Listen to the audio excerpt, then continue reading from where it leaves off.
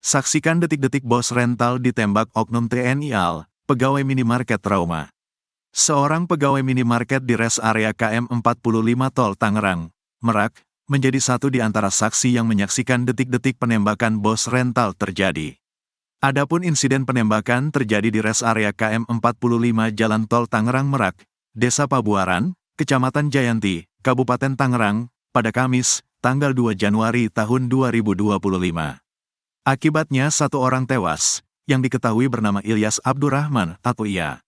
Pegawai minimarket di res area KM 45 Tol Tangerang Merak, yang diketahui bernama Ahmad itu, kini mengalami trauma mendalam setelah menyaksikan peristiwa penembakan yang menewaskan bos rental mobil, Ilyas Abdurrahman, 48.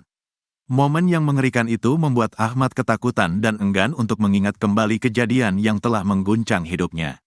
"Saya trauma banget lihatnya. Saya sudah nggak mau ingat lagi," ungkap Ahmad saat ditemui di lokasi, Jumat, tanggal 3 Januari tahun 2025. Ketika peristiwa itu berlangsung, Ahmad melihat Ilyas Abdurrahman berupaya menyelamatkan diri dengan masuk ke dalam minimarket tempatnya bekerja.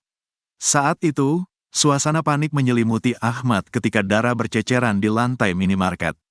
Ketika peristiwa itu berlangsung, Ahmad melihat Ilyas Abdurrahman berupaya menyelamatkan diri dengan masuk ke dalam minimarket tempatnya bekerja. Saat itu, suasana panik menyelimuti Ahmad ketika darah berceceran di lantai minimarket. Setelah mendapatkan informasi, pelaku langsung keluar menuju toilet.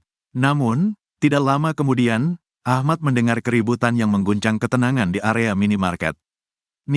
Enggak lama dari itu terjadilah keributan.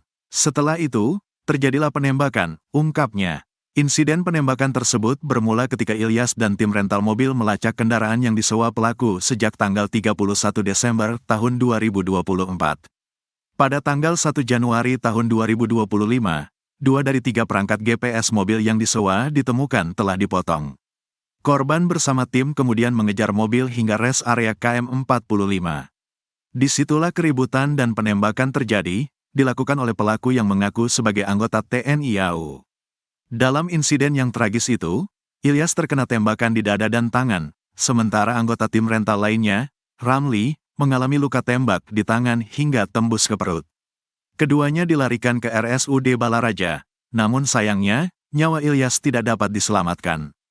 Kasus ini kini masih dalam penyelidikan pihak kepolisian, dan Ahmad masih berjuang dengan trauma yang mendalam setelah menyaksikan peristiwa yang sangat mencengangkan itu.